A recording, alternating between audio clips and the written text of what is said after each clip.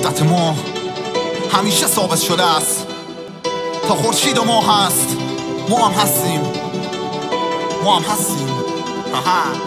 وقتی اسلحه در میاد تو دستمون، توی غربی و رهبر مسخره است. فکر شینه در بیارن همه من میبینم تو خطی منظره. این چیزی قفل رفتی من سرش، همه چیز باز هرچی رب نده هست پیش و شاه رفت و فلسفه. هر کی تو فکر نقد حرفمه، اینجا جایی که من هستم و بعضی وقتا هم مثل مطر سگم. زندگی بهم فشار میاره اما نمیفته رب از خلم. باید بندازی عکس از مغزم، هیچی نبودم و حرکت کردم. همیشه داشته معرفت قلبم، شیطان میخواد نرسم مقصد. دستای دوست هست تو گردنم، پیش تو میدون و من تو منظرم. جلو اونایی که کردو تنبلن، هر رو بدترن سر خوبن همش.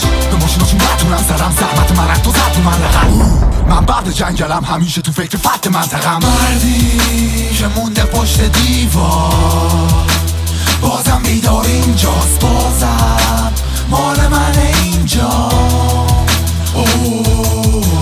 دنبالم تو خیابون برا باز، تو خط خیابون برا باش داره داشت. اگه فکر میکنی کم رنگم، تو هیپ هاپ نیستم و شرمندم. اگه نتونستم بشم ستاره امسال، 4 تو زندان رو بغل کردم. زحمت کشیدم و عرق کردم، هیپ هاپ فارسی رو بغل کردم. موسیقامو با سرعت نور پوش داری، تو ذهنت تو پاپوش داری. واسه کار ما اگه بشه کار چا، اگه پایگری هستیم پای ما میشه بالا خوز میری بالا چون. کاری کردیم که بده به شما هجوم، 0 و 1 درام واس ما کوشن اونایی که میگن آره اون. مردی که مونده پشت دیوار، بازم بیدار اینجاست، بازم مال من اینجا. مردی که مونده پشت دیوار، بازم بیدار